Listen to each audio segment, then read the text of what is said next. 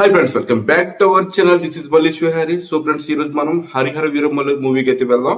So friends, ఆ మూవీకి వెళ్ళి మూవీ చూసిన తర్వాత మిగతా విషయాలు అన్ని మాట్లాడుకున్న తర్వాత టైం అయితే ఇప్పుడు 4:30 అయింది. So morning show 5 o'clock.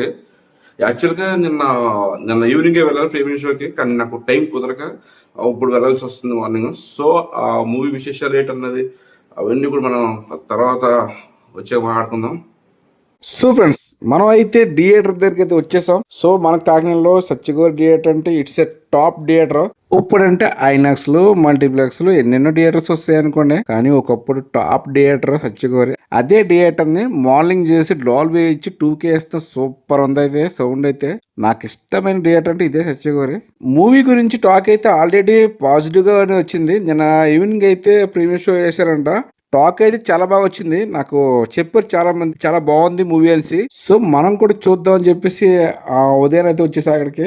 So ఒకప్పుడు one of the theatre in Dolby theatre అంటే సత్యగోరేనండి.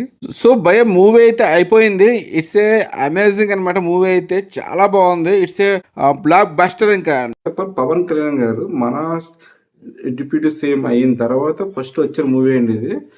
సో ఎలా ఉంది ఏంటి అని చెప్పేసి చూద్దాం. ఇలా నేను ఎక్స్పెక్ట్ చేసిన దానికంటే మూవీ చాలా బాగుంది. ఆయన యాక్టింగ్ అయితే మూవీలో మాత్రం సూపర్.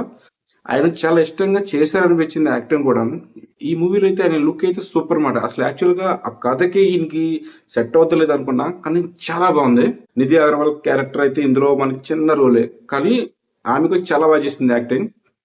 నెక్స్ట్ సునీల్ గారు, తనకల భరణి గారు, నెక్స్ట్ వగర వగర క్యారెక్టర్స్ కూడా చాలా బాగున్నాయి. ఫస్ట్ ఆఫ్ ఆల్ అండి, ఈ మూవీకి మనం చెప్పుకోదగ్గది ఏంటంటే మ్యూజిక్ అయితే మాత్రం సూపర్. కీరవాణి గారు ఇచ్చినటువంటి మ్యూజిక్ అయితే సూపర్ అన్నమాట. నిజంగానే ఒక్కొక్కరికి గూస్ బంప్స్ వస్తాయి. కొన్ని కొన్ని సీన్లు అయితే నాకైతే గూస్ బంప్స్ మామూలుగా రాలేదు. సూపర్ అన్నమాట. నిజంగానే చాలా బాగుంది. ఈ మూవీ అయితే ఫ్యామిలీ పరంగా అందరూ చూడవలసిన మూవీ. మనం చిన్నప్పుడు పుస్తకాలు చదివాం, విన్నాం కూడా. ఔరంగజేబు అన్న వ్యక్తి చేసేటువంటి మంచి తెలిసింది, కానీ ఆయన చేసేటువంటి అరాచకాలు ఏంటన్నది మనకి ఈ మూవీలో తెలుస్తుంది. కళ్ళ కట్టి చూపించిన మూవీలో. నిజంగా మూవీకి మ్యూజిక్ హైలైట్ అయితే నెక్స్ట్ మనకి విజువల్ ఎఫెక్ట్స్ చాలా బాగున్నాయి. విజువల్ ఎఫెక్ట్స్ సెకండ్ హాఫ్ లో ఒక 5 minutes అటు ఇటుగా ఉంటది, కానీ సూపర్, చాలా బాగా చేశారు. యాక్చువల్ గా ఈ మూవీ అనేది 5 years బ్యాక్ స్టార్ట్ అయింది. కొన్ని కొన్ని కారణాల వల్ల ఏదో అయిపోయిందంట. నేను అనుకున్నా ఏదో ఎలా ఉంటదబ్బా ఏంటి అనుకున్నా, కానీ నేను ఎక్స్పెక్ట్ చేయగలంత ఇదిగా ఉంది మూవీ అయితే. ఇందులో మనకి యాక్షన్ సన్నివేశాలు అనేది చాలా ఎక్కువ ఉంటాయి. అలా అని చెప్పేసి మరీ అంత ఓవర్ గా అయితే ఉండదు.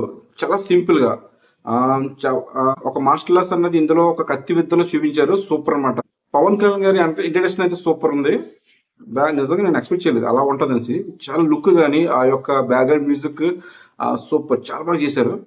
సో మెయిన్ మ్యూజిక్ అండి, నాకు ఇప్పటికి కూడా చెవులు వింటూనే ఉంటున్నాను ఆ మ్యూజిక్ అన్నది.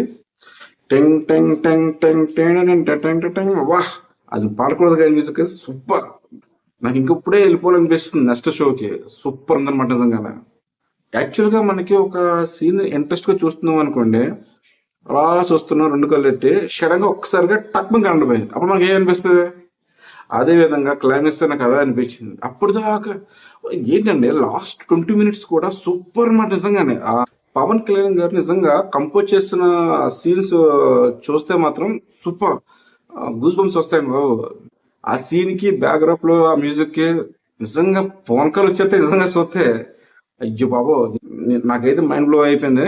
నిజంగా చెప్తున్నా, హార్ట్ఫుల్ చెప్తున్నా.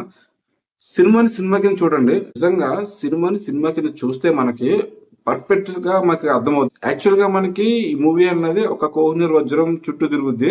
క్లైమాక్స్ లో సెకండ్ హాఫ్ లో మనకు చూపిస్తారు సనాతన ధర్మం కోసం. అంటే మనకి పవన్ కళ్యాణ్ గారు ఆన్ స్క్రీన్ లో ఏ విధంగా అయితే ధర్మం కోసం పోరాటం చేశారో, అదే విధంగా ఆఫ్ స్క్రీన్ లో కూడా అదే విధంగా సనాతన ధర్మం కోసం పోరాటం చేశారు. సో అక్కడ మనం చూసే క్యారెక్టర్ ఏంటంటే పవన్ కళ్యాణ్ గారు కనిపించరు. ఆ ఒక అర్హర వీరమ్మలు వ్యక్తి కనిపిస్తారు అక్కడ ఆ ఒక్క పాత్రకి. అంత అంత జీవించారు నిజంగా అందులో. నేను అనిపించింది నాకు, ఎంతకాలం వెయిట్ చేసి వచ్చింది మూవీ 5 years అన్నది ఎలా ఉంటుందా బాబు అని అనిపించింది.